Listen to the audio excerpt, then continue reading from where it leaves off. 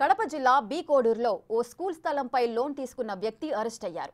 నిందితుల అక్రమాలపై big TV వరుస కథనాలకు స్పందించిన పోలీసులు, అధికారులు చర్యలు తీసుకున్నారు. బి కోడూరు మండలం గోవిందాయపల్లె 755 సర్వే నెంబర్లో 4.25 సెంట్ల పట్టా భూమి ఉంది. కొన్ని దశాబ్దాల క్రితం ఓ వ్యక్తి స్కూల్ కోసం ఆ భూమిని దానం చేశాడు. ఈ స్థలం చుట్టూ 10 అడుగుల ఎత్తులో కాంపౌండ్ నిర్మించి అందులో స్కూల్ నడిపిస్తున్నారు.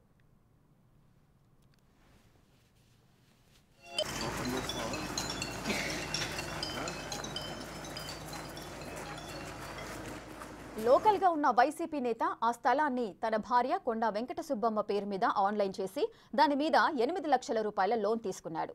భూ అక్రమాలను బిగ్ టీవీ బయటపెట్టింది. గ్రౌండ్ రిపోర్ట్ చేసి అధికారుల దృష్టికి ఈ సమస్యను తీసుకెళ్లింది.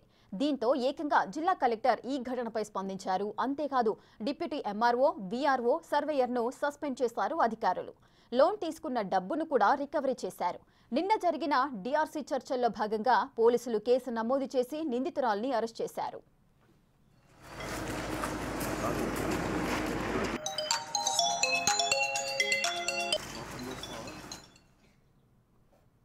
రెడ్డిగా కడప జిల్లా బి కోడూరులో ఓ స్కూల్ స్థలంపై లోన్ తీసుకున్న వ్యక్తి అరెస్ట్ అయ్యారు. దీనికి సంబంధించిన పూర్తి డీటెయిల్స్ మా ప్రతినిధి మధు అందిస్తారు. మధు.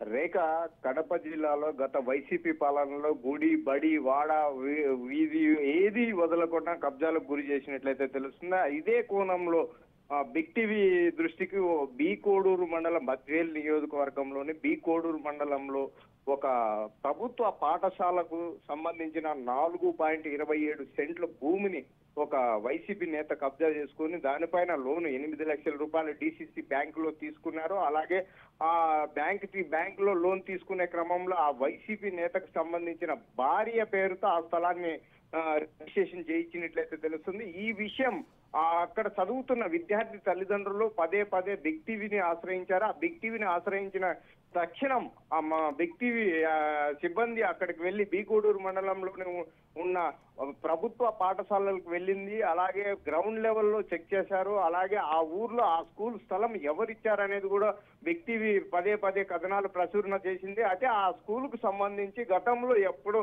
దాదాపు 1947 సంవత్సరంలో ఆ స్కూల్లో ఆ ఊర్లో ఒక బ్రాహ్మణ వ్యక్తి నివసిస్తుంటారు. అతనికి ఆ స్కూల్లో ఆ ఊర్లో ఒక ప్రభుత్వ పాఠశాల నిర్మించాలా, పేద పిల్లలకి చదువు చెప్పించాలా, విద్యాబోధన ఖచ్చితంగా ప్రతి ఒక్కరూ తీసుకోవాలనే ఉద్దేశంతో ఆ స్కూల్ కి ఆ స్థలం అయితే దారాదత్తం చేసినట్లయితే తెలుస్తుంది. ఈ విషయం తెలుసుకున్న కొంతమంది వైసీపీ నేతలు ఆ స్థలం పైన కన్ను వేశారా.